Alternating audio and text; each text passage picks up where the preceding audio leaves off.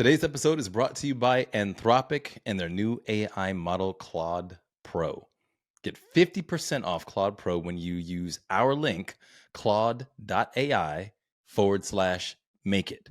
That's claude.ai/make-it, all one word, for 50% off your first 3 months. Now, on to the show. She acknowledges. Wait a minute. Cheers. Oh, Nick's is clear. Yours is amber. Mm-hmm. Amber waves. Mine is potentially poisonous. Mm-hmm.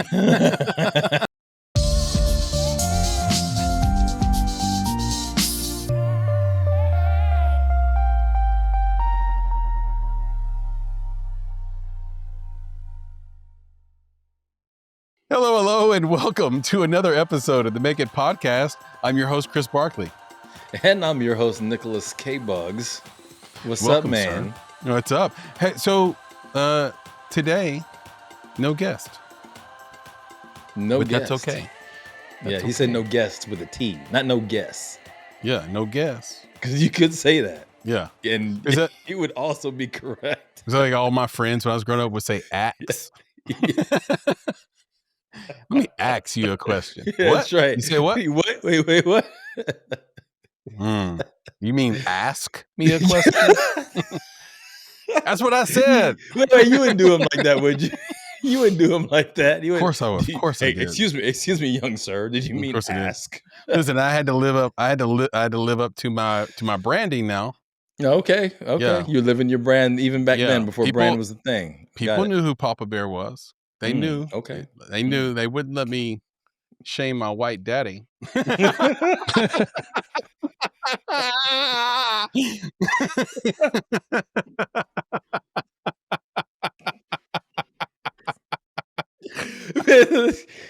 gonna be some comments on this video, bro. There's gonna be some comments. Anyway, as you can see, it's going to be just fine with just me and you, Nick, along with the aforementioned producer, Papa Bear. Papa Bear, what's going on? Hey guys, everything's going on. You have you got a fall theme going on behind you. I like that. The pumpkins. He does. You've got a lot of flowers, a lot of growth behind you. You have a giant pumpkin that appears to be an abdominal tumor. You've got a lot of growth. It's so big. It's kind of like expanding on both sides of your. It's like it's pickup truck size. It's on both sides of your head. We're pumped up. Can't carry it.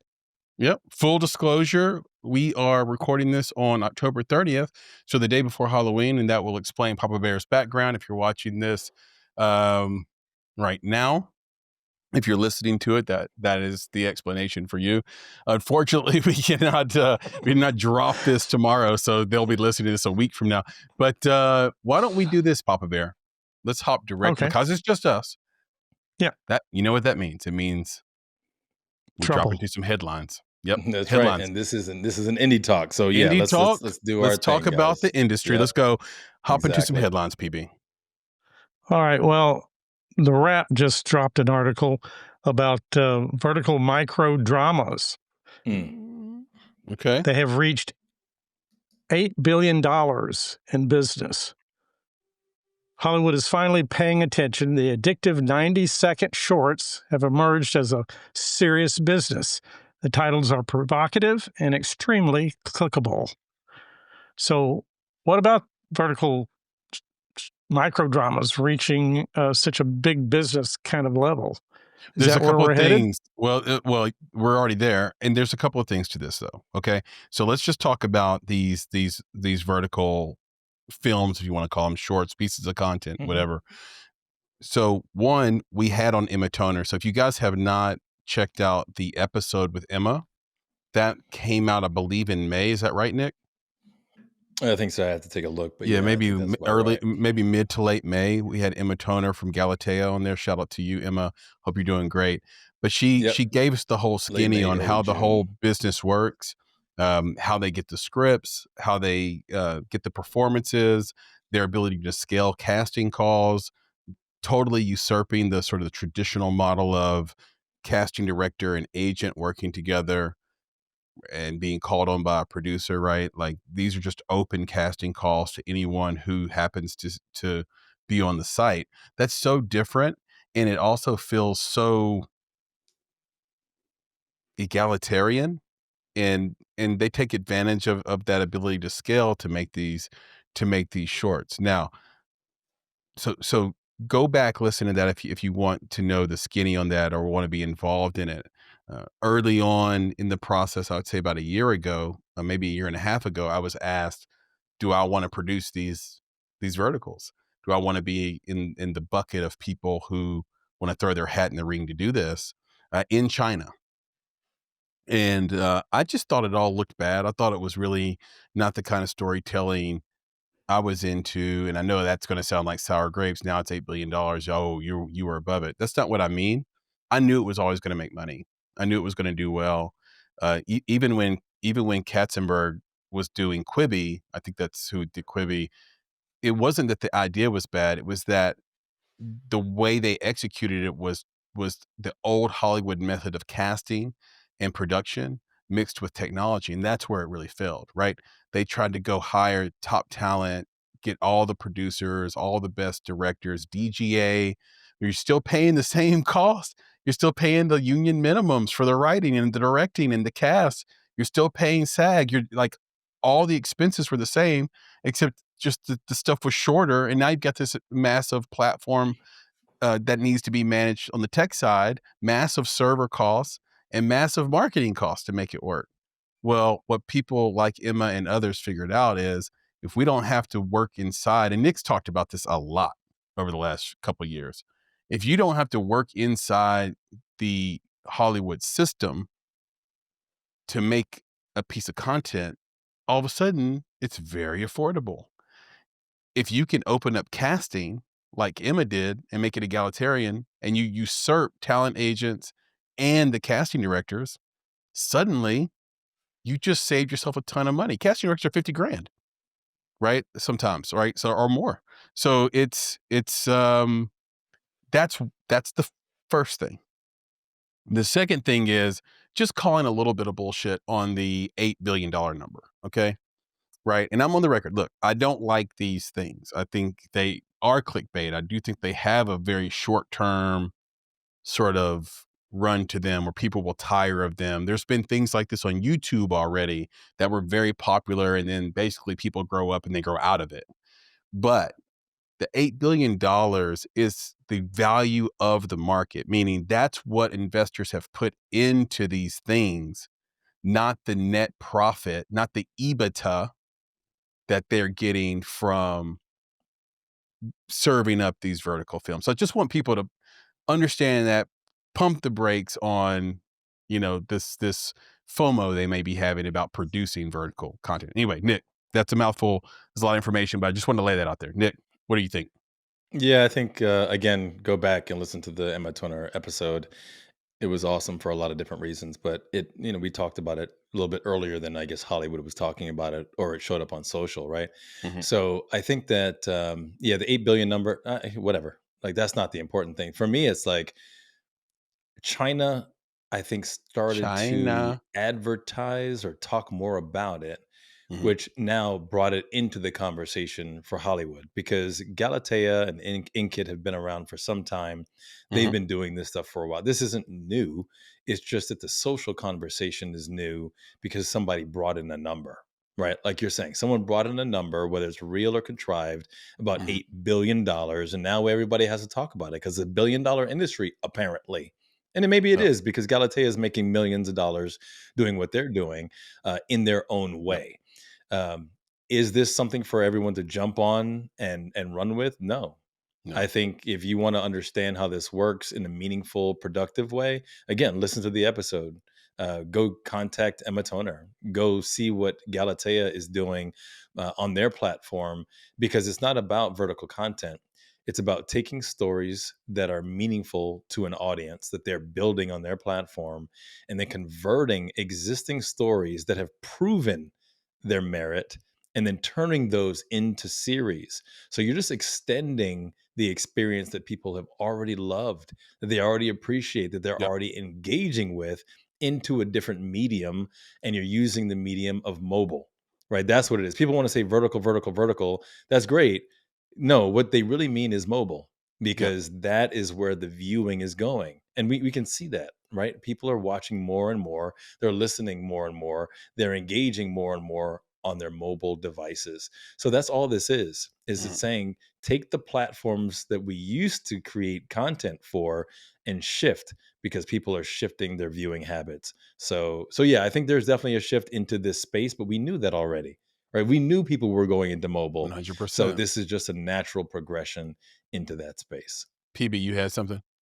Well, the Wrap article does admit that the vast majority of that $8 billion figure is coming from China. So Yeah. most Yeah. of that is there. Money still to be made here, I suppose. Yeah, 100%. And because it's what Nick said, and shame on all these mobile sites and on industry for not having extensions or APIs that allow people to buy movies in a click. We talked about, Nick, we talked about this a decade ago, man. A decade ago. Can we get a place where I'm on Instagram? Can we get technology where I'm on Instagram? A movie is promoted to me. I click on it and I'm watching it the second I click. Or maybe I click and then I click again to confirm payment. My credit card's already on file, right? And they charge it $4.99 or $1.99 or $9.99 or whatever. And all of a sudden I'm watching that film. And because the tech is there to do it, like Netflix did it years ago, it was like called Netflix Party or something like that. They didn't do it the right way, right? Like they put it on desktop. Well, kids aren't going to do that. Viewers aren't going to do that. If you take that same technology and put it in social media networks, where all of a sudden, once I click purchase, a notification goes out to all my followers that I'm watching this movie live. It's just a new version of live, right? Same notification you get that says, hey, Papa Bear is going live on Instagram. You want to join them? That same thing, PB, would be, hey, Chris is watching XYZ movie. Do you want to watch with him? And then you're watching it, and then you can comment with each other as it goes. And maybe you're just making fun of the movie the whole time. I don't know. But the point is, you're supporting the filmmaker and you're having fun with your friends in the medium you wanted to do it in. And let's not forget, they were dancing on the grave of Quibi, and they were industry in general was so happy that failed. I've never seen such a celebration.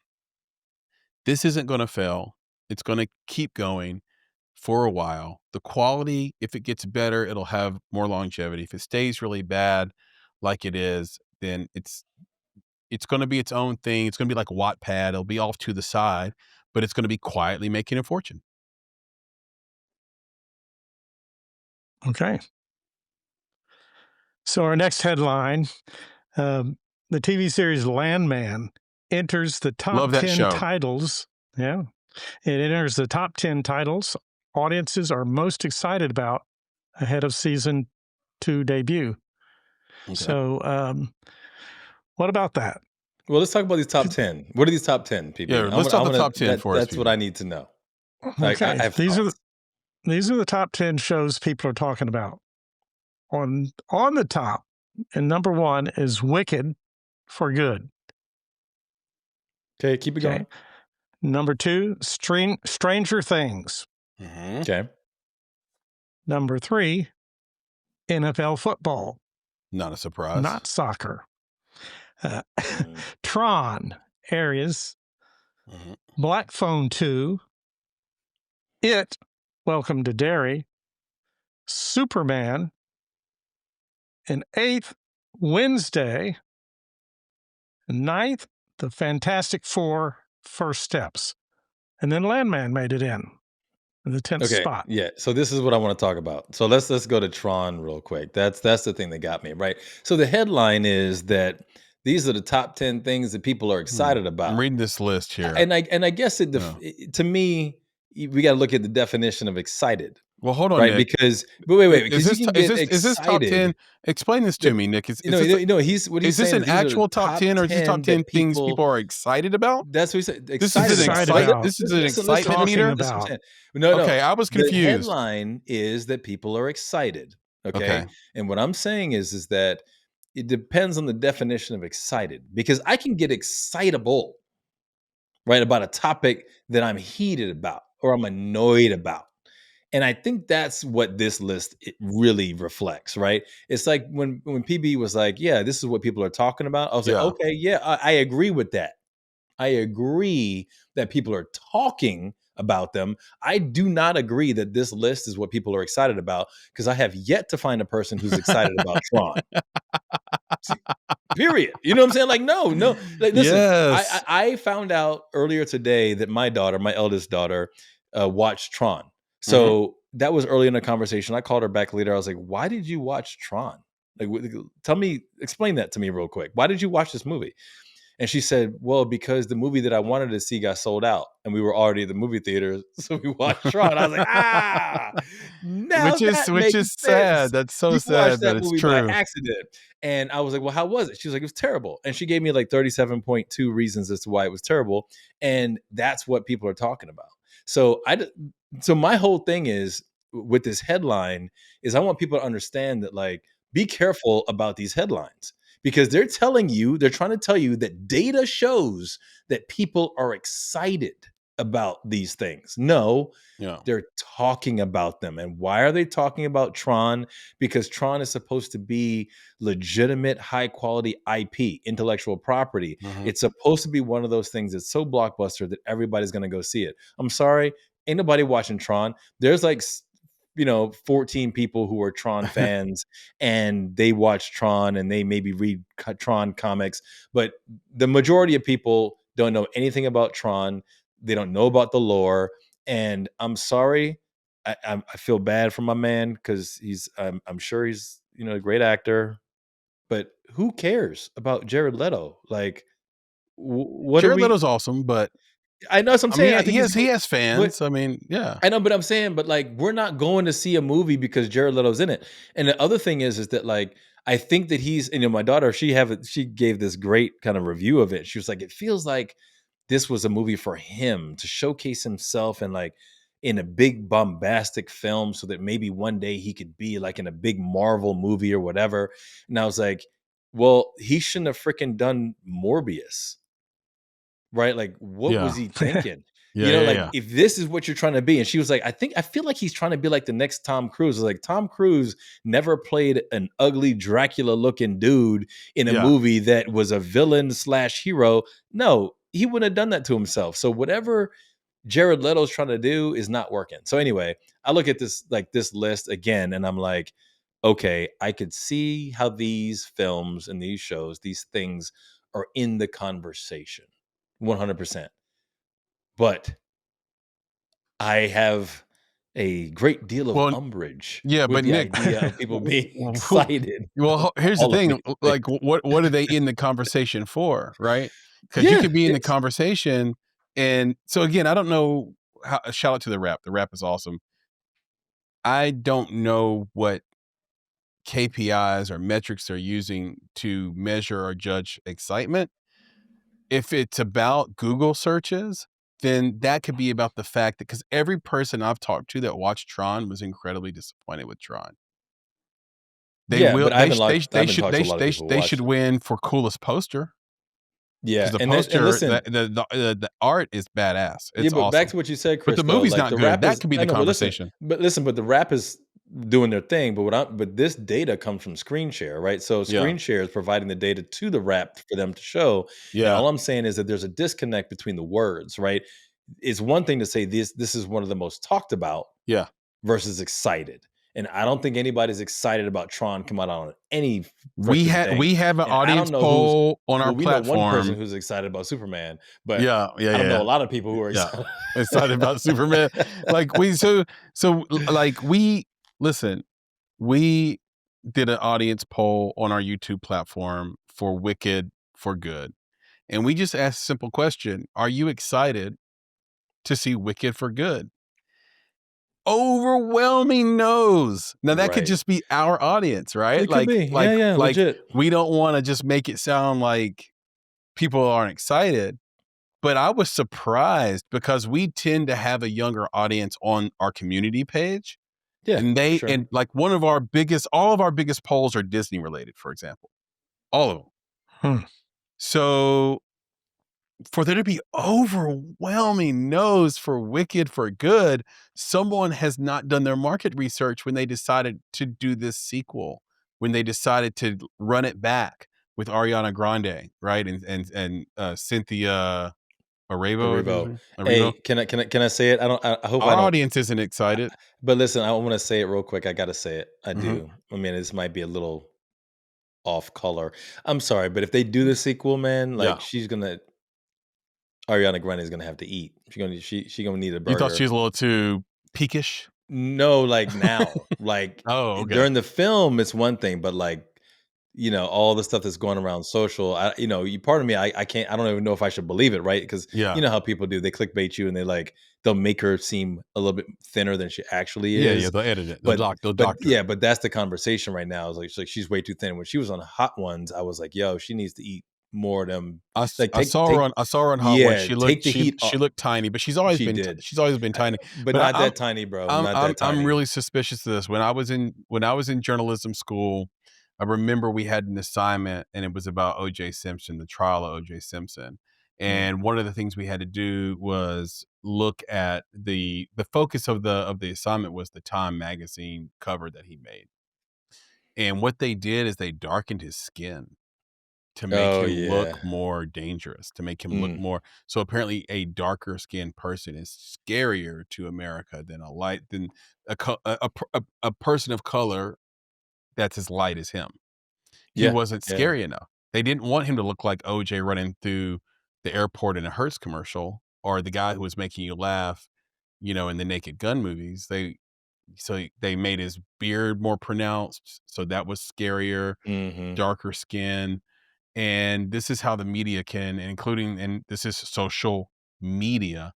So they do the same thing, you Yeah, know? yeah, it's crazy. So I'm hoping that what I'm seeing isn't legit, isn't real. Yeah, me too. But if it is, yeah, she's gonna need to bulk up a little bit. We have to get her some protein, some creatine, hit the Yeah, waist a little bit, and then be prepared for the next film. That's all I got. that's right. Just to clarify on that a little bit, Tron is just one of the 10. And if you look, there's on the chart, there is a down arrow, and people are I'm talking looking right now. 2%, like 2.1, I think it is, It's on the list of the top 10, percent man. less about Tron. But let's give it some merit, let's say. Yeah, Tron is What down 2.1%. You're right, PB. So what is the demographic that might be loving Tron? Nobody. It's part of the It's conversation. just not a good movie. That's what I'm saying. Like it's not a If good it were movie. Like if it were a better movie, it's not about Jared How did it Leto. fall It's just into the this movie. top 10? because That's people are what I'm talking about it. asking. That's Because my whole point. Talking They about how spent bad it This millions is is. about people talking That, about it. or This they isn't spent about millions of dollars to excitement. market it, Nick. Exactly, and Oh, it's going to it's show a up in these flop. No, charts. yeah, because we'll get in. We have more headlines that this is related to, so let's get to those later. So we'll talk about this, but Yeah. I'm just saying, yeah, that's my commentary on this is basically that watch the headlines, be careful, right? Because when they say excited, I think again, this is about conversation. Yeah. And those can be equal, right? There's excitement around the conversation, but don't think that excitement is always positive. That's what I'm saying. That's right. And there's a reason Landman is in the title and it's number 10. It's because the excitement for it is trending up as a TV series, and it's universally liked. All right, moving What you on. got? All right. Yeah. Be careful on this. I just touched the hot button. Ooh. Yeah. Hollywood stars are turning on Cheryl Hines for changing her political positions. It's so hot. Filmmaking is so hot right now. So you just press the hot button. Cheryl Hines, you're right. Filmmaking is really hot right now. And here we have this story. And, it's not going to be a popular Should they turn opinion. on her? No, of course not. Listen, your friends are your friends. How long have they known you? right? So my guess is that her real friends have not turned on her. What when someone says Hollywood has turned on you, it means you're having a hard time being booked. Like you're just like you're kind of like not it right now, right? Like we can't bank, you're not bankable anymore. Well, first of all, Cheryl Hines was never bankable. She was Larry David's wife on Curb Your Enthusiasm, and it was a perfect role for her. It wasn't that you would ever lead a film or a TV show with Cheryl Hines in the first place as the star. So let's just be clear about that. But her real friends probably haven't turned on her. And if she senses that she can't work anymore and she's getting a lot of hate, then that is unjustified and ridiculous, right? Like imagine being in a position where the person you married takes a job that all your best friends hate. Are you supposed to leave your wife or husband? Are you supposed to leave your significant other? Are you, maybe you have a talk with them. Maybe you get them in a private place. Hey, this is really rough on me, right? Like this is hard. Like this isn't what we talked about or whatever, if that's the case. But my guess is Cheryl Hines hasn't changed. My guess is that uh, uh, Kennedy hasn't changed, right? I assume like that's a guy who's going to be the same forever, right? That that that guy that was the guy we knew in the 80s and the guy we saw in the 90s and the early 2000s, he hasn't changed. I've been hearing his speeches for 20 plus years now. 20 plus years. They're all the same. He hasn't changed. What's happened is the world has changed around him. He's become unpopular and he's part of an unpopular administration for the most part. Some And I people was love gonna the say, administration, love what he's you doing. talk about her changing her political position. I don't think that it's back to what Chris said. I don't think she's changed her political position. I think she's changed her voice, and it's just because we're in a different world, right? Yep. And again, she's married to this person, right? So she has to figure out how much she should or could say in these circumstances. Mhm. And I think people are lamenting the fact that her voice isn't as strong on the, you could say, more left leaning liberal side. Yeah. They want her voice. And then now if you're quiet or you're not saying as much, then they feel as though you've abandoned the cause. But they do have to. Yeah, I would say, I don't think they have to do anything, right? But I would say that back to what, like, again, what Chris said. I think Hold. that the friends, the people who are close to her, they know what's going on. They're Yes. close enough to her, they respect her, and they probably understand her position. The people who aren't close to her, but were more close to what she was saying, those are the people who feel like begrieved. Those are the the people who feel abandoned, and they're like, "Well, you're not my speaker box anymore. You You're not you saying just the said things that I want to say." something you just said something really wild to me, right? And PB, I don't know if you heard it. Nick said she abandoned this movement, right? And No, it's I said like the people feel uh, abandoned. or the people feel abandoned for like this movement. Hollywood isn't a movement. No, Remember, no, no, she not married the Hollywood. movement. She married that movement. The guy she married was the guy who was saying all the things he's saying now. And listen, I'm not a fan of it, but I'm just trying to be fair and objective. It's like you knew the guy you married. Mhm. You liked him like that. You ever hear like the hip hop saying, "Don't try to change her"? Like you married her like that. Don't try to take the miniskirt off of her now. Now you're married. It's kind of like don't try to take his opinion on health away. Now that it's not popular to have that opinion in the group that you work in. Hollywood is her job. The dude she was attracted to eats the way he eats, lift weights the way he lift weights, talks about health the way he talks about health, has the conspiracies potentially that he has the beliefs that he has. Nothing has changed. You can't turn around after all these years of marriage and then be affected by people you work with. That's not a movement.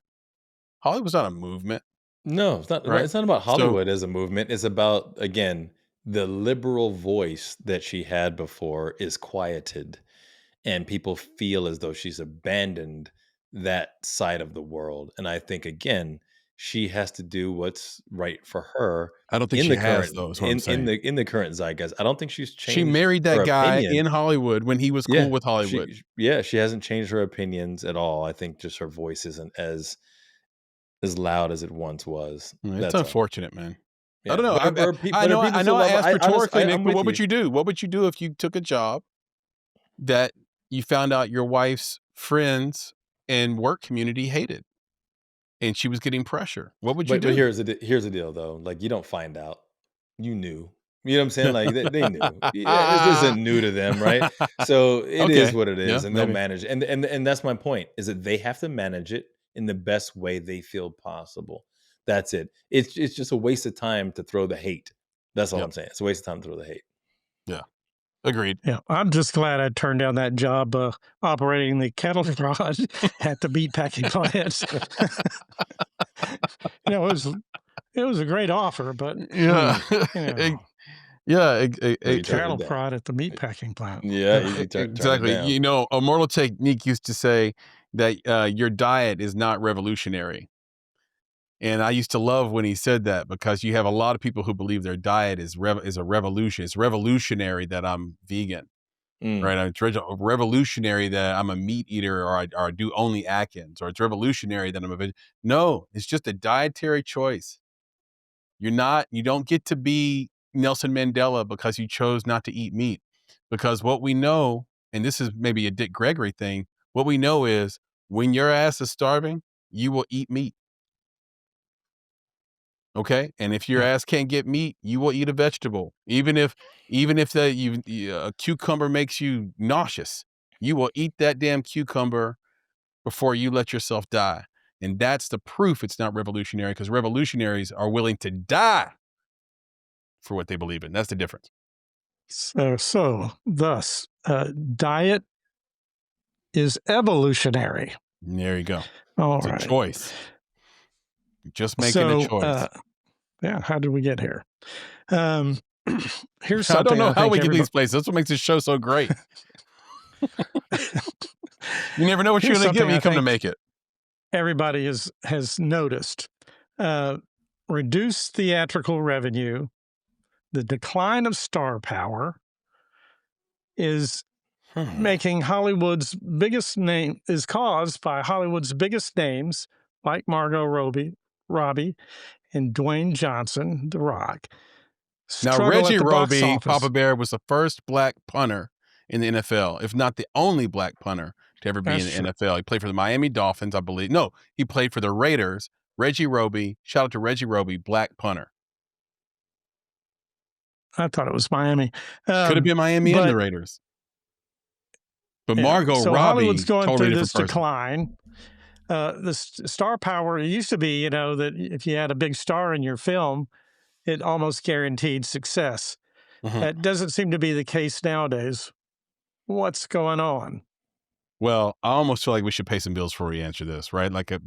This could get wily, but I'll try to keep it tight. Here's the deal. First of all, we need theaters. We need theaters to win. Whoever's out there listening, you have a great idea.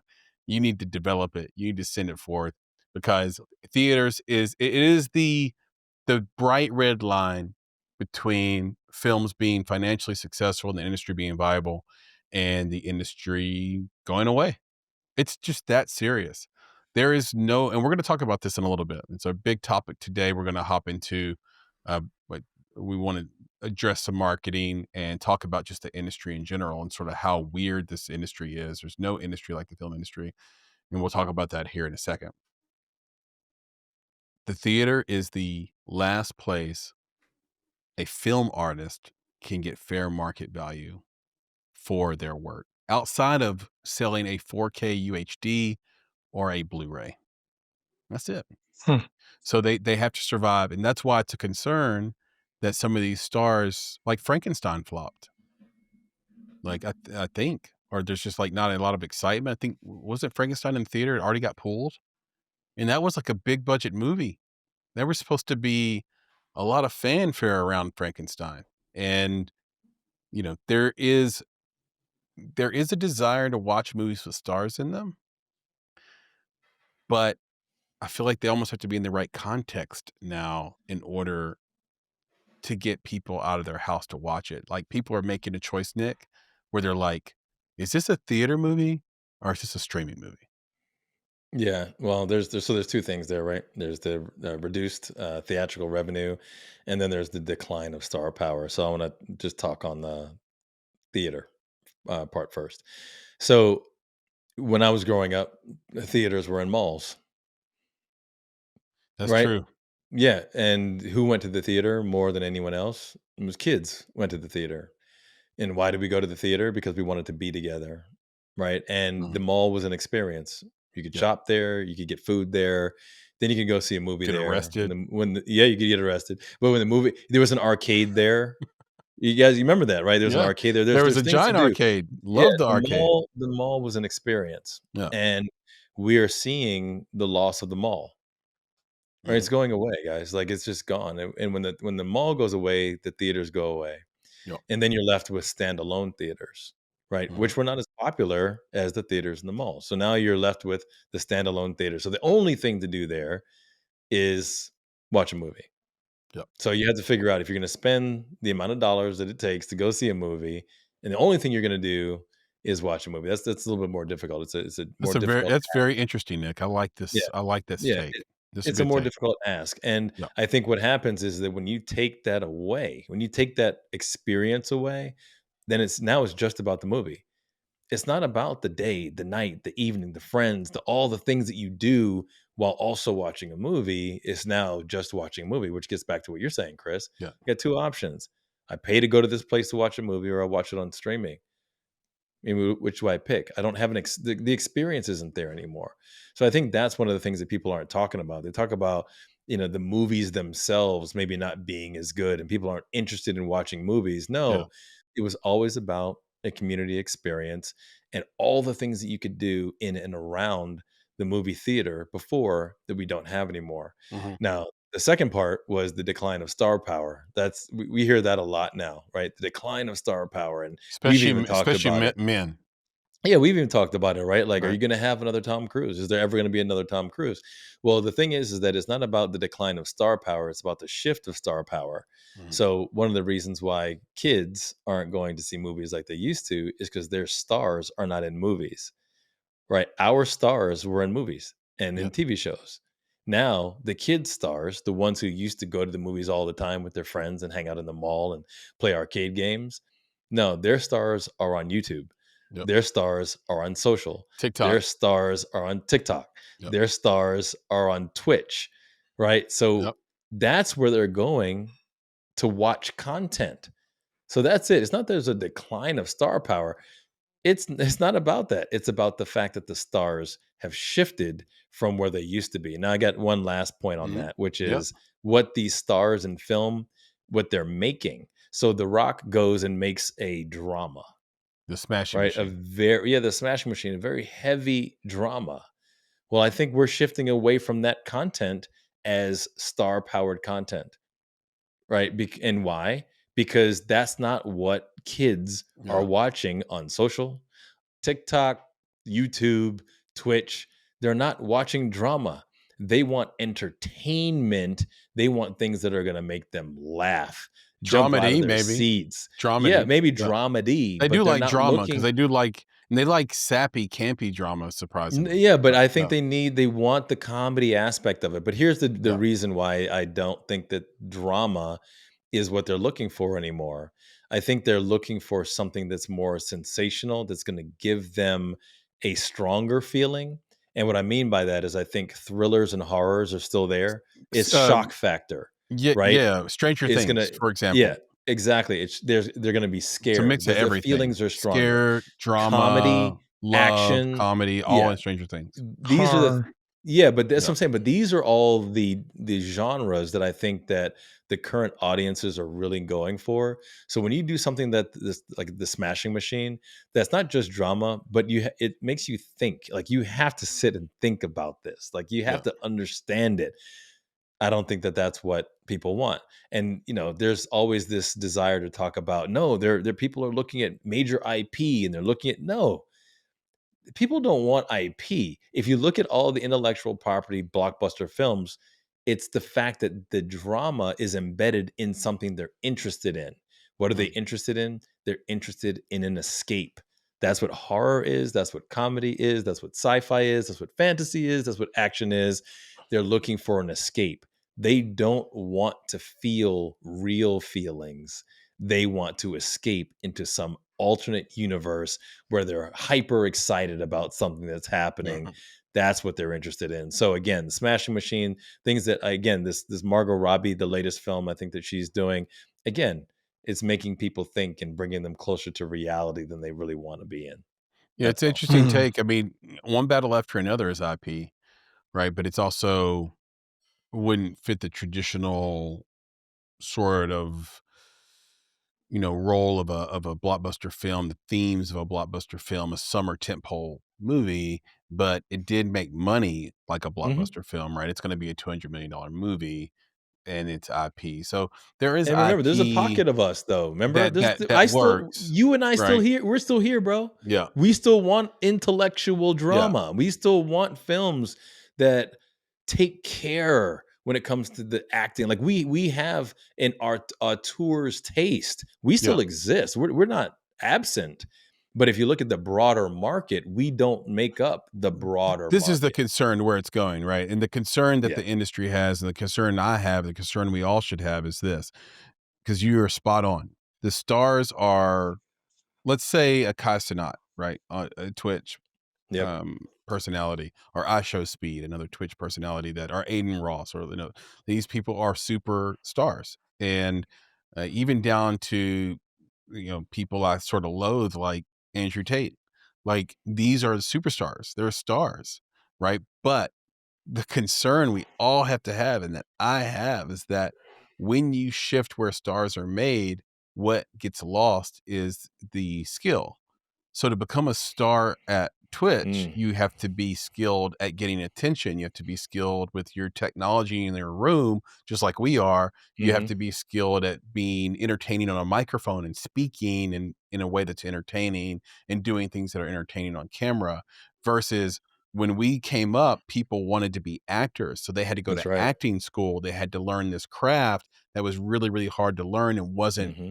something everybody could learn how to do. And I'm not trying to say that everybody can learn how to speak on a microphone. I just think it's a little easier than being De Niro. I think it's a little easier than being Daniel Yes. Day-Lewis. That's why they And call it so auteurs. Have you right. seen Hey, listen, Chris, this is an interesting take for real quick, right? Yeah, please. Have you ever heard the word auteur applied to someone on TikTok, Twitch, Never. anywhere? Exactly. Never. It's a great point. And so what we're concerned about is that who's gonna be in these movies? Now you're gonna have to put Kai Cenat in a movie, and he doesn't know how to act. You're gonna have to put Drewski in a movie, and the movie's gonna be terrible, but Drewski's gonna be really funny. Right, like, this, and then you can only have one type of movie. It's gonna be Kevin Hart, Drewski, and Kai Cenat in a movie, and they're gonna do that movie 10,000 times, and that's great for Kevin Hart, right? Yeah. And great for And The those Rock will guys, feature and but so will it's Shaq.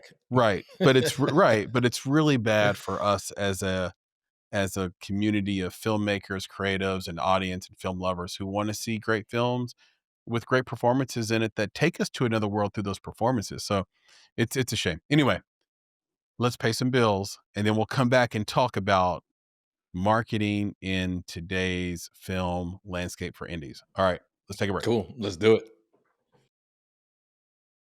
Hey everybody, Chris here, and shout out to our sponsor, Anthropic, and the latest version of their AI model, Claude. Claude's internal and external research capabilities go way deeper than basic web search. Think comprehensive, reliable analysis with proper citations for clients. What it does is it turns hours of research into minutes. It's a massive time saver. Nick, my favorite part of all this is that it connects to the productivity apps on my phone. So I've got so many apps on my phone, and now Claude can connect to all these things. And suddenly, before I know it, I've got this high end assistant and taskmaster in my pocket, in my hand, everywhere I go. You can even connect Claude to your professional tools like GitHub, Jira, HubSpot, Notion. We love that. Google Workspace, big with filmmakers. Claude does all that stuff. So you can connect it and watch it become your command center with context from all of your work. Claude is the AI for minds that don't stop at good enough. Minds like ours, Nick. It's the collaborator that actually understands your entire workflow and thinks with you, not for you. So whether you're debugging code at midnight or strategizing your next business move, Claude extends your thinking to tackle the problems that matter. Yeah, man. And every filmmaker knows that great storytelling starts with ideas. But developing, Yeah. refining, and organizing those ideas takes time. And that's where Anthropic Claude comes in. So Claude helps you brainstorm story concepts, write treatments, and even structure your scripts all in natural conversation. It's like having a creative partner who understands nuance, tone, and even pacing. So whether you're crafting Oh. dialogue, polishing pitch decks, or breaking down scenes, Claude can help you move from inspiration to production faster without losing your unique creative voice. And we know we love that because filmmaking and creativity is all about that unique voice. So, if you're ready to tackle that, sign up for Claude today and get 50% off when you use our link. The link is claude.ai/make it. It's very important that all of that is lowercase. So, claude.ai/make it, and you will get 50% off your first 3 months of Claude Pro. That's a great deal. I love it. That's legit. That includes access to all the features Nick and I mentioned previously. So one last time, Claude.ai, all lowercase, Claude.ai/make it to get 50% off your first 3 months. This episode is also brought to you by Gusto, our partners at Gusto. We love Gusto. Why? Well, it makes our business easier to run. Most people don't realize this, Nick, but this podcast is actually a business. Did you know that we don't just turn on the cameras and the microphones and then voila, there's a podcast? It's actually a business, right? Yeah, man, it's work, and there's a lot of work behind the scenes, and people have to understand that there's administrative stuff that goes along with making content. That's right. And that's where Gusto comes in to take the stress out of payroll, benefits, HR, so you can focus on why you started your business in the first place, right? Gusto is online payroll and benefits software for small businesses like ours. It's all in one, remote friendly, and incredibly easy to use so you can pay, hire, onboard, and support your team from anywhere. It's quick and simple to switch to Gusto. Just transfer your existing data and get up and running fast. Plus, don't pay a penny, not a penny, Nick. Don't pay a Not a penny penny. until you run, yeah, exactly, until you run your first payroll. Okay. Save time with automated tools built right in, offer letters, onboarding materials, direct deposit, and more. These are all things that just suck time from small business owners. We know we dread Truth. doing these things like offer letters and onboarding Yeah, materials. we just want to Uh, be creative. yeah, we just want to be creative, right? We just want to do the show part of it, but to do the show part, you got to be good at the other stuff, and Gusto helps us with that. So try Gusto today at gusto.com/make it and get 3 months free when you run your first payroll. That's 3 months free, Nick, of Yes, it's a payroll lot. at gusto.com/make it. Thank you so much to Gusto for being a sponsor of this show. And now, speaking of the show, can we get back to it? Let's do it, man. Let's get back All to the right. show. And we are back. And we want to hop into our primary topic in this conversation. And this has to do with some data, guys, that I found. Well, that I looked up. I ran through my favorite AI, which is Manus IM. Shout out to Manus. Actually, my second favorite. My first favorite is Claude. Claude Anthropic. Also Great high name. trust. Yep. High trust on Claude. So one of the things that I wanted to know was what it would cost to market a film if your goal was to get 10 million views on streaming. So no theatrical run. This is a straight sort of indie query. And I ran 3 models, one for 1 million streams, one for 5 million streams, one for 10 million streams. Okay. And I got all that data back. And it's interesting, the number was somewhere around, I think, $776,000 that you need to spend in marketing to get 10 million streams. Okay. And so then that begged the question, guys, what would be the ROI on such a spend? So let's just call it $775,000 to make it simple. So $775,000, which, by the way, isn't an outrageous marketing budget. Okay. It isn't. I would say that that's what you would need to spend if your movie was going to be $1.5 or $2 million budget. I'd say if you really wanted it to like net a lot of money for your producers and investors, if you have a $2 million film, you should go ahead and bump that budget to 2.8 and spend 775,000 of it on marketing. Okay. And we've always said that hasn't changed. But what is interesting is the rates that you get back from those streams. And it's almost criminal. So let's talk about Tubi. Tubi's pay structure, they do cost per thousand, and they pay $4. Okay. For, let's see. Yeah, so high end is $15 and low end is $4 on Tubi. So that is the range. So between $4 and $15, and the real example, or sort of the common number, is $5.22 for Tubi. Okay. And look, this is like very similar. That's actually, I think, more than YouTube, or like right in line with YouTube. But YouTube pays you for every. No, it's more than YouTube, because YouTube pays you like something like $5 or $6 for every 3,000 views or something like that. And the good thing about YouTube is, some of their definitions can help you out there in terms of building numbers, whatever. So you think about fair market value.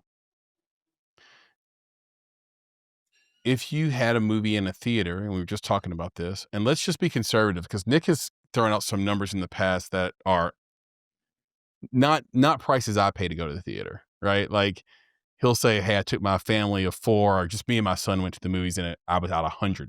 Now, I'm not saying it's impossible, Nick, just spend $100 at the theater for 2 or 3 people. Trust, I know that you live on the East Coast, it can be more expensive, but let's just say it's $15 a ticket, and you're going to split half of that with the door. So you get $750 a ticket times 1,000 views. As a filmmaker, you make $7,500. Okay. So you can make $7,500 in a theater, or you can make $5.22 on Tubi. It's highway robbery. And Tubi's one of the good ones.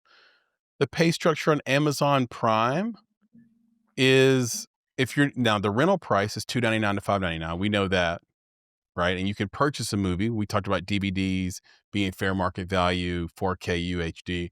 That's $9.99 to $14.99 typically. It can be more than that.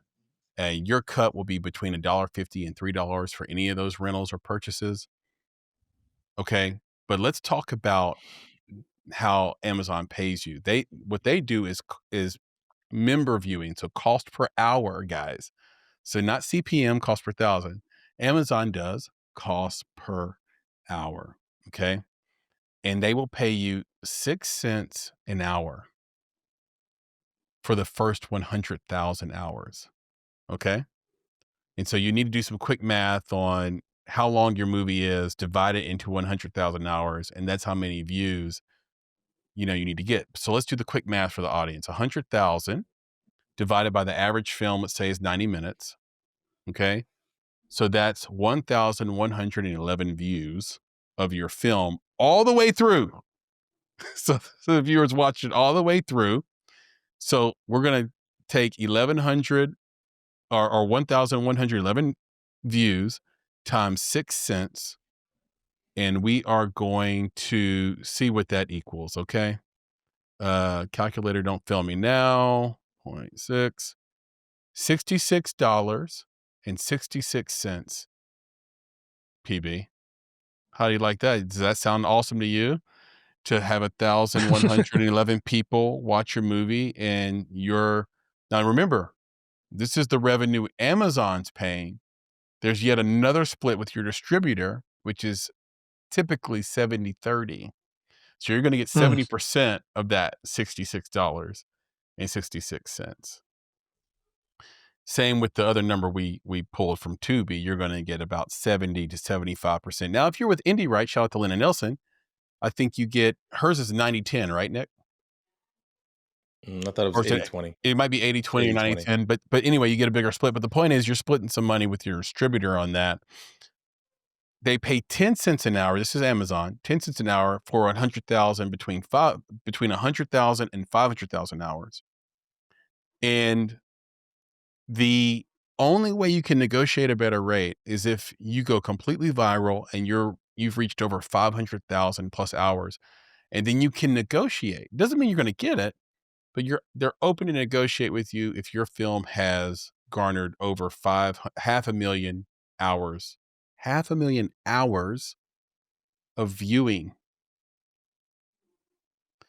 So, by the way, their minimum floor, because they have a sliding scale, 1 cent. 1 cent per every 100,000 hours. So I'll give you one more Roku channel. Okay. Roku pays CPM as well. And their range is between $5 and $12 per 1,000 ad impressions. And they do a revenue split of 80/20 themselves. And then what money's left from that will be split with you and your distributor as well. So they're very similar to Tubi, where they're doing free ad supported views. And so you have to be ready to spend hundreds of thousands of dollars on streaming to scale out, in the hopes that either you catch fire through word of mouth because your movie's good and you sort of exceed the one-to-one sort of, I'm going to pay to place my film from a marketing standpoint, and then here's the ROI back. Or you have to just hope that your movie can even break even with the amount of marketing spend you have. So those are the numbers. That's the harsh reality, guys, of streaming. And listen, if you're sitting there thinking this is bullshit, if you're sitting there thinking this is highway robbery, this is how is this possible? This is fraud. I would say it probably started with iTunes, but it is the world we live in. I think the rates are even worse for streaming musicians, like where if you're not Drake or Taylor Swift or the aforementioned Ariana Grande, you're kind of like screwed on streaming rights. And that's why concerts are still so important. That's why you see large stars selling off their entire catalog, a la, Justin Bieber and Justin Timberlake and others, while they still can, while it's still worth something.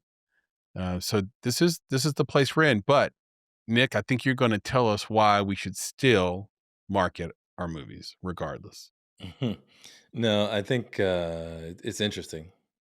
And the picture that you paint can potentially look dire for folks, right? Mm-hmm. Um, but I'll start out with this, is that if you make a piece of art, it is important to let people know that that piece of art exists. So whatever level of marketing you provide, it should be greater than zero, Mm-hmm. right? To honor your art, to honor yourself. So there's no loss in that, No. right? Because you put it out there and people will see that you've made something. You have to market it in some way. So I think that's important.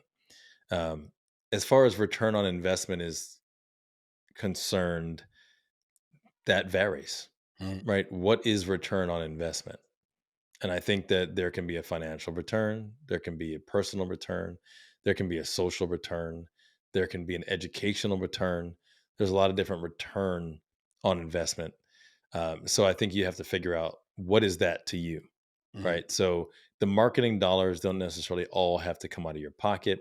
Marketing isn't always a dollars game. It can be an influence game. It can be a community game. Again, if you're talking about educational material and you work with schools, you work with libraries, right? The marketing can come there, Hmm. but you may not make a lot of dollars. You might. I mean, there's always opportunities for people to Yeah, the license influencer, your the work as influencer well. is popular because they Um, can push your thing further than your dollar can.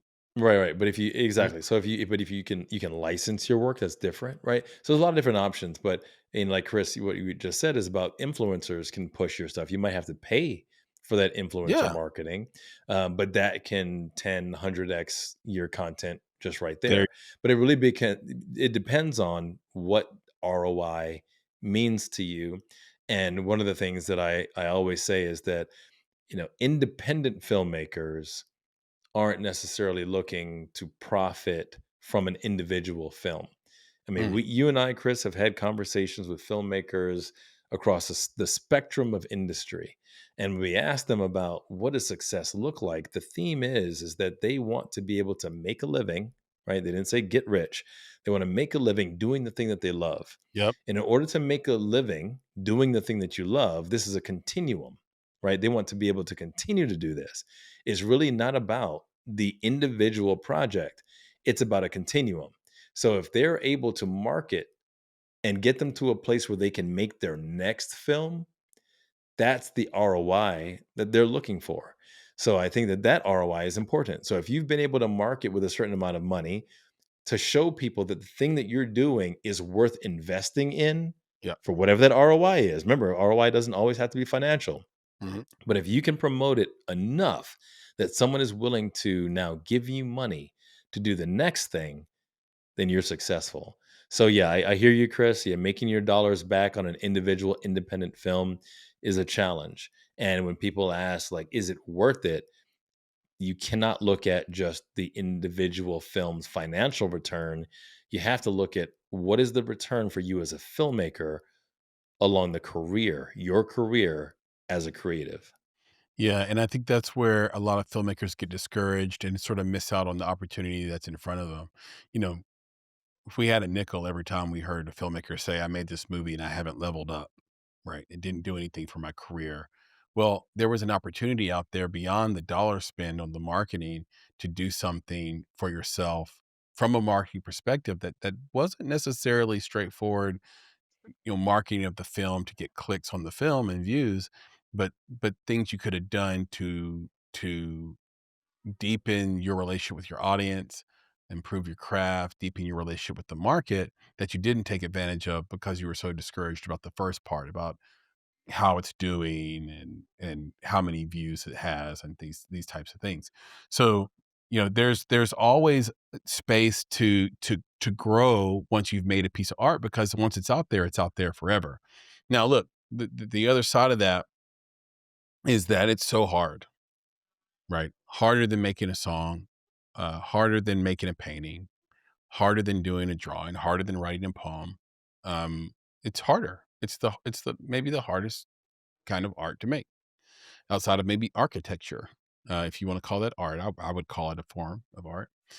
But it's on that level, right? It requires a jobs program to do it, right? So, for example, if taxes went away, tax rebate, cash rebates, grant programs went away in states here and countries across the globe, then the film industry would actually crumble the next day, right? Like, those things are critical, and we view it as a jobs program, or states and governments view it as a job program, and you get to hire a lot of people to accomplish a film. So when that film doesn't do good and it doesn't make money, you could, it hurts. It hurts bad, right? Because and it could do damage to your career, because the number one thing you want to do as a filmmaker is pay your investors back, right? I think what we've heard from our guests over the years is similar, right? Like you said, they want to just continue to make their art. That part is true. But what gets in the way of you being able to continue to make your art is paying back people who believe in you and making their risk worthwhile. And so it's important to sort of just balance the two, right? There's the thing, there's the emotional side of what is your ROI? It doesn't have to be financial. That's completely valid. There's the leveling up. The leveling up isn't just based on the money the movie makes. And then there's the nuts and bolts of financing your next thing, and how do you do that when you have a track record of failure, or you have a track record of not making things that are visually pleasing, stories that are good, things that sound good, look good, etc. And that really can hurt your career. So to me, I think you still have to market, you still have to spend the money if you can spend it, and and make a name for yourself, hoping that you get a second swing at it. Like Wes Anderson's movies, they don't always profit side, but he has a group of people who believe in him so deeply that he's greenlit whatever strange idea he might have next, right? And I love Wes Anderson, but his movies, Yorgos, the I think he's Greek, a filmmaker that did he's a auteur, and I'm forgetting the name of the movie that was up for movie of the year that had Emma Stone in it and Mark Was it? Ruffalo. I keep wanting to say Um, Small Things, but it's it's I don't know why what I'm is it, having a brain PB? fart right now. Yeah, no, it's something things. I keep doing that. Like it's I'm forgetting it. It was a Pretty good. It Things. was yeah. It was a. We'll look it up. That's what we got Papa Bear for. But it was a really good movie. But it's not the kind of movie that's going to get general audiences. And I don't think that movie made its money back. Right. I don't think that's a possibility for it to make its money back. But people believe in him, so he's going to keep getting. He's going to keep getting an opportunity to make movies. Simple as that. So yeah, it's a fascinating thing. I just wanted to keep it real with the audience, man, and like say, here's what you're up against.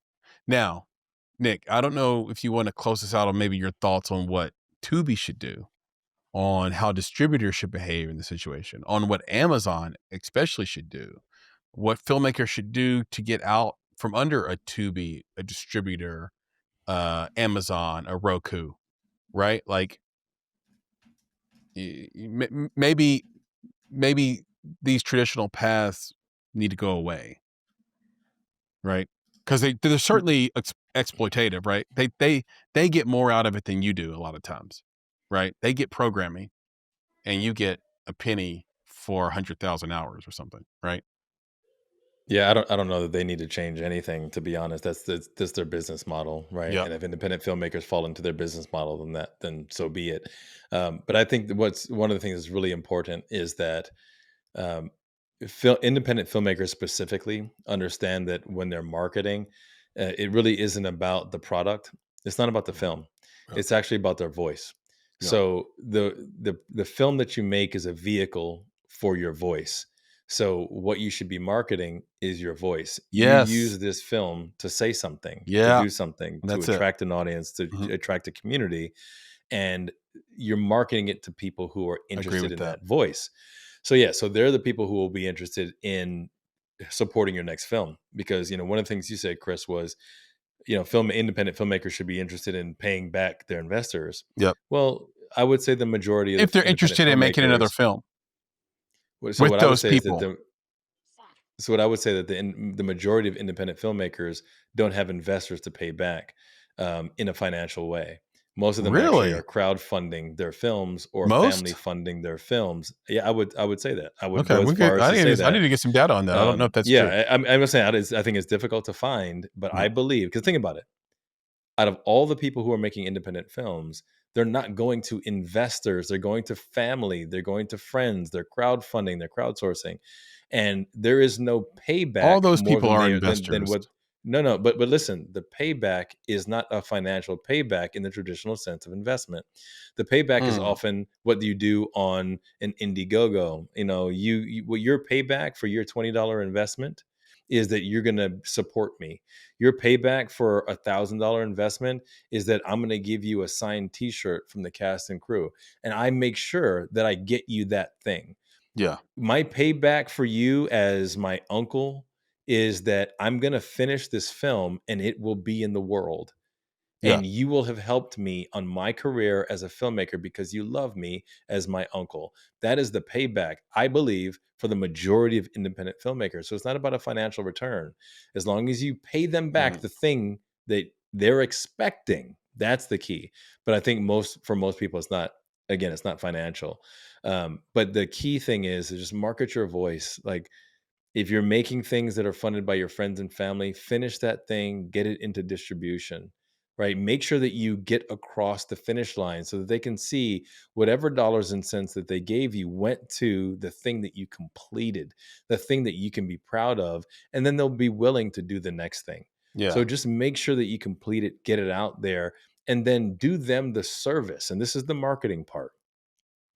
Show them that you're serious about your art, your craft, and yourself by promoting yourself.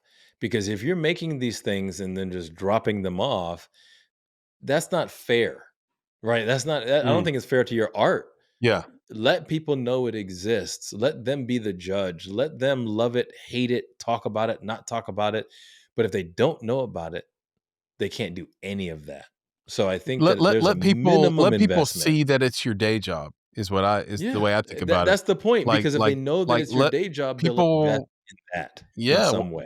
people want to jump on a moving train, and all that simply means, we've said it a lot. What that means, if you're listening or watching, is people have to know that you're all in. Are you 2 feet? Are you a practitioner of the thing that I just helped you make? And I'm not gonna go back and forth on whether or not your mom is an investor, right? I view as an investor as anybody who gave you money to make your film. You might view it as someone who's an accredited investor, meaning someone who has a net worth of over $250,000 a year, high net worth individual you got your investment dollars from. I don't know the actual numbers on films, the films that are made each year, whether they're all crowdfunded or come from mom and dad. A lot of them are self-funded, so there is no investor, to your point, where this is money you got from the job you work during the day and you do film at night. There's all kinds of ways to fund a movie. You can, do fiscal sponsorships. Yeah, so I just don't have the numbers on that. I do know that if you're giving a $20 t-shirt away to 500 people who gave you, $5 each, that you're upside down on that too. That's 10 grand you got to spend to get t-shirts, not counting shipping and any other contingencies you might have.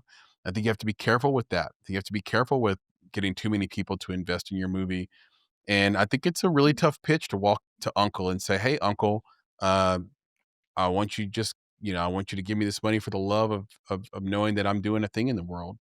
I think most people's pitch comes pretty sophisticated: perspectives, ROI potential, all the things. And then when they don't make their money, they say, "But you know what? You helped me do this thing."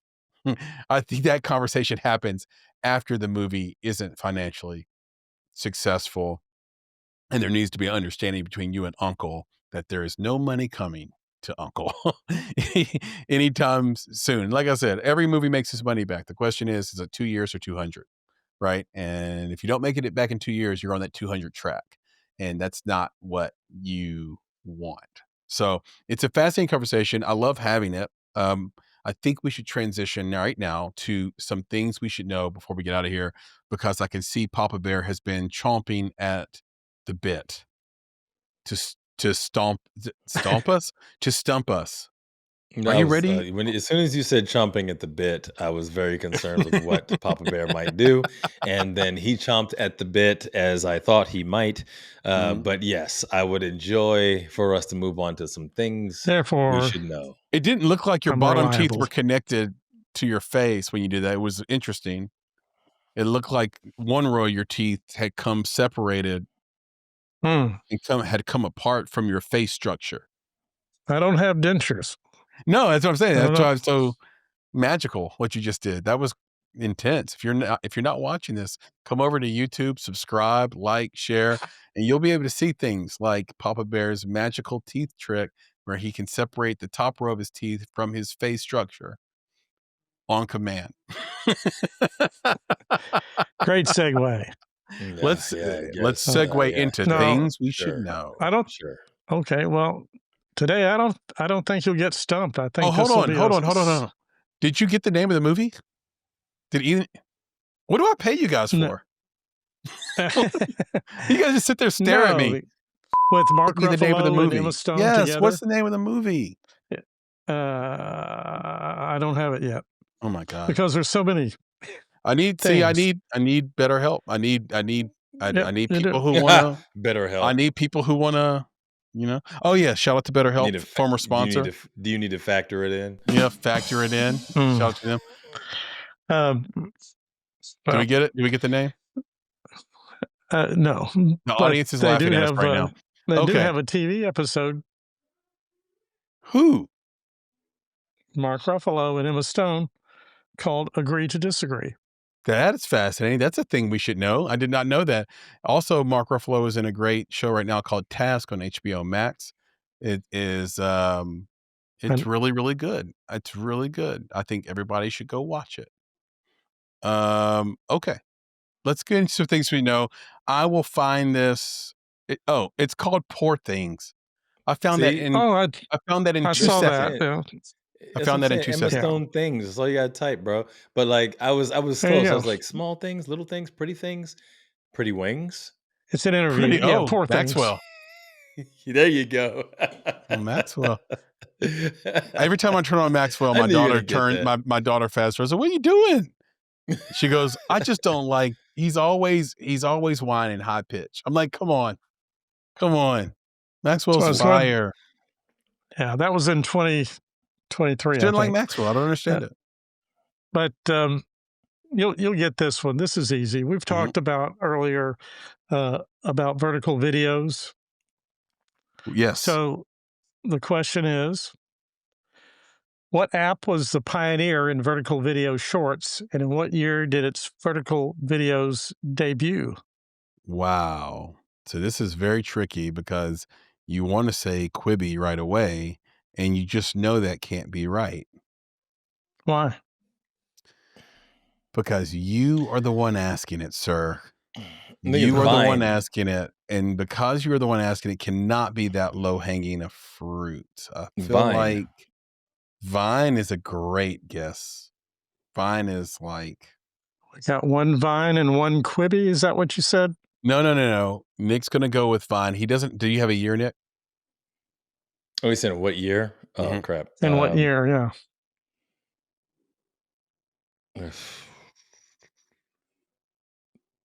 2007. That's a great guess because I think 2007 is spot on. I'm going to, just for fun, because I actually think Vine could be correct.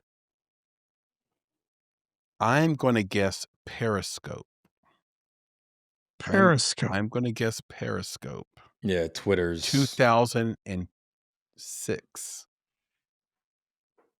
2006 Periscope is my guess. 2007 more Vine 2012 is Nick's guess. Periscope was acquired, though. by Twitter. That's what I'm saying. So they were doing it Yeah. before. Okay. But yeah, I think they Anyway. died in 2014. So something like that. Okay. PB. It's obvious. It was 1914. 1934. Of course. All right. What Yes. What is it, PB? As obvious as the nose on your face. It was Snapchat. Oh Snapchat my God. first debuted in 2011, initially featuring ephemeral photos, but did not introduce vertical videos until 2012. So Snapchat. Vine, however, came along in 2013 and only lasted 4 years. Yeah, That's right. yeah. That's and true. died out in 2017. It did. It got usurped by everybody else because they knew they could do the same thing. They basically, That's everybody with crazy. more money turned their app into a feature. Yeah, it's like the same thing. Well- Periscope, right? It's like we just kill that and turn it into a feature. They of turned it into something else. live. Yeah, live. Well, here's what killed Periscope it. just became live on every app. Yeah. TikTok. Yeah, we know that. Yeah. TikTok killed Vine. Mhm. It's Killed the same Musical.ly as thing. well. Here's 3 reasons. Vine lacked monetization for creators. Yeah.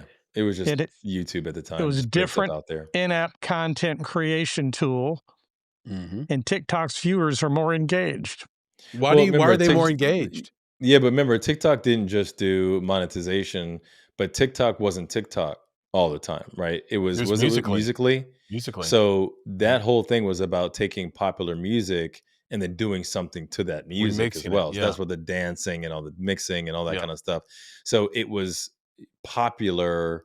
There's like a popular platform, which was the music, and also attach something Yeah. to it. So there's a lot to what TikTok became right before it was even TikTok. And I think Vine was just the same thing YouTube It was used to be. comedy. Yeah, just It create was your content and in a short form and and get it out there for people to see it. That's all it it was. was Remember YouTube YouTube? mixed it was YouTube mixed with Twitter, Yeah, because you remember had a YouTube? video, but People it could weren't only making be a bunch of 7 money. seconds long. So Hey, so just like remember? original Twitter where you could only have Yeah, 40 characters. So the thing is if you're a creator, you had to figure out how to create in this really, really tight window. You had to figure out 6 seconds. Yeah. how am I gonna right. make somebody But laugh just for this, immediately? but for the sake of creation, not for the sake of monetization. Right. Remember, Chocolate Rain. I always go back to those videos, bro. The early days of YouTube. It wasn't Chocolate about. No one rain. called themselves a YouTuber. Right? Mm, They were just creating content yeah. or putting content on the platform. That's what Vine Tay was. Yeah, there you go. It was later that people were like, "Oh, let's pay these people to produce content on the platform to keep us on the platform so that we can yes. monetize the platform." Yeah. So yeah, that all changed. But yeah, I didn't realize it was Yeah. Snapchat that did it first. Honestly, I could have sworn. Are your Like I kids on said, are your kids on obviously, Snapchat? my kids aren't on social at all. Yeah. Like I that's the one. They're antisocial. Yes, he's antisocial. And well, I've kept my kids off Snapchat as long as possible. So my 2 older kids, I think, have it now, but they didn't have it until they were much older teenagers. And then my youngest still doesn't have it. Like, Yeah, and well, I she's gotta say almost my she's oldest. almost an adult, but Yeah, that's what I'm saying. I don't. It's difficult because when you say my yeah. kids, Yeah. of course, I think about my littles, right? My eldest is an adult, so it's like, is she on Snapchat? Probably for the brand and stuff that she's building, but Yeah. like, it's for a purpose. It's not just playing around. But the littles definitely they're not Mm, on social at all. yeah. Listen, at the end of the day, if the guys who are making the social media platforms don't let their kids on their platform, you should think about why that is and why you would allow your kids on a platform if they won't even let their own kids on the platform, you know? So shout out to Tristan Harris and like all those people who are that put out the social dilemma and are fighting a good fight around some of the ways that social media is negative for society. Now, to me, you mentioned your, like, your oldest daughter. It's like, that is to me the positive side of social. Social has provided gig economy jobs. It has provided creative people an outlet they would never have an opportunity to sort of explore. And you can run a business through social in a way that you have never been able to in human history. Like TikTok is so good at business and they're so good at advertising. They're so they somehow they've developed trust around their shops in a way that Instagram completely and Meta failed at completely. They failed at it completely in my mind. Right? Like young people have no trust that if they order a hat on Instagram that hat is being shipped to them. But you cannot say that for TikTok. They can't wait to buy things off TikTok. And so shout out to TikTok, whatever they've done to develop that trust. I think part of it is the lift, and I know this is kind of a tangent, but it could be helpful to filmmakers out there. The kind of lift you have to do to even open a shop on TikTok, I think, is why the trust is there. Like if you want to start a shop on TikTok, you need a whole day. Block out your whole day to get that up and going. And then you have to be approved on top of that. So I think that engenders trust. And then in turn, there's like a lot lower chance that you're going to get scammed when you buy that baseball cap or whatever you're buying on TikTok. So yeah, the yin and the yang of social media, the conversation really never ever freaking gets old. But anyway, Papa Bear, that is definitely a thing we should know. Snapchat has been. I've always loved Snapchat as a business, and the reason why is Evan Spiegel, very young CEO, not intimidated, not afraid. He is the creator of all your favorite features on every one of your social media apps. He creates it, they steal it, right? But he's the guy who starts it. I was in LA one time and I was driving right beside of me as a yellow Lamborghini and on the back Wow. of his license plate says Spiegel. So I don't know if he still has that, but it's but he's a young guy. I think he's maybe 30 now, but when he started, he was like in his early 20s. And like I said, he's the innovator. They just copy and paste onto their apps, and he just keeps fighting the good fight. I think the app is kind of dangerous for kids, but I like the founder, and I like the app. I like the business and what he's been able to do from that standpoint. So that is really cool knowledge. Nick, you got any closing remarks for the people? Yeah, I want to take it back to the conversation we were having about excitement Mm. versus conversation. Just want to make sure that our audience understands that just pay attention to headlines and what they're trying to tell you versus what the data and the facts actually say. Mm. It's very important. Pay attention, read, and then one Reading is more thing with it. fundamental. Yeah, it Is is. that It what is. you're The more saying? you know, the more you know. But the other part of it is that I think it's very important now that Yeah. we had conversations about AI. We'll continue to have Mhm. conversations about AI. Is that I do want to leave with the audience with just as AI is embedded in all of your search engines, Mhm. like it's in DuckDuckGo, it's in Google Search, it's in Bing, to the degree that you can, and then to the degree that you're willing, um, skip that. Mm. Skip the AI generated response that you're given and curate your answers the way that you used to, right? Go look at the options that you're given by your search engine and determine which of those is the most reputable source for you to source your information. Because the source that the AI is using may not be the most reputable source. It may just be the most repeated source, which may actually be false. So, again, this all gets back to thinking, Mhm. right? Using your brain as you're looking at this information. Again, back to the excited versus what people are talking about. Those are two different things. They send two different messages. So I'll just leave you with that. And just, yeah, as AI becomes embedded in things, try not to use the AI as the default, unless it's basic information like factual things. What is the Pythagorean theorem, right? Like things like that.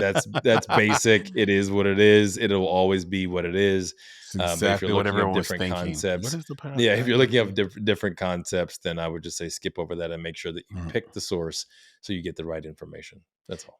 Yeah, it's great advice. And my closing thoughts have to do with our big topic tonight around marketing. Just because something is true today about the ROI, about the cost of the marketing and the potential lack of ROI for that, doesn't mean it's going to be true tomorrow. I think you're just one great idea away from getting, let's say, 1 cent or half a cent per click impressions, and then all of a sudden you make an ROI, even with crappy returns from your streamer, right? And even with an average to bad split from your distributor. And so the whole goal isn't just to stop and so sort of shut down your efforts to market or decide you're not going to get into this business because the business is backwards. And the business is a little backwards, right? But most businesses work in a very straightforward way where you make a widget for $1, you sell it for $2, right? Or you sell it for $3 and then you get that money back. Film, especially in the indie space, works a little different. If you don't have a theater run, then you pay more for your product than you have the potential of getting back in return. And most business people would say, why would you do that? That doesn't make sense. And that's why business people and art people have a hard time having a conversation. But if you're a little bit of both, still go out and market. It's the only chance you have to make your money back or make any money back. But plus, at the same time, like Nick said, remember to be making a name for yourself along the way, not just for your singular film. So, with that, we did it, boys. We did it. We did the damn thing. Another indie talk under the belt, if you will, knocked out. I appreciate the conversation. The Under the headlines were penis. great. Yeah, Panis. Oh, panis. Sorry. Yeah, Come on, man. Another episode under the panis. So, but yeah, this was great, guys. I appreciate it. The headlines were great. I think it's important for us to continue to have these conversations and talk about what's going on. What's important in the film industry right now, not just for the makers, but also for the viewers of the films, the TV series, the vertical content. you know, so it's important for us to keep at the center of that conversation. So I appreciate it, guys.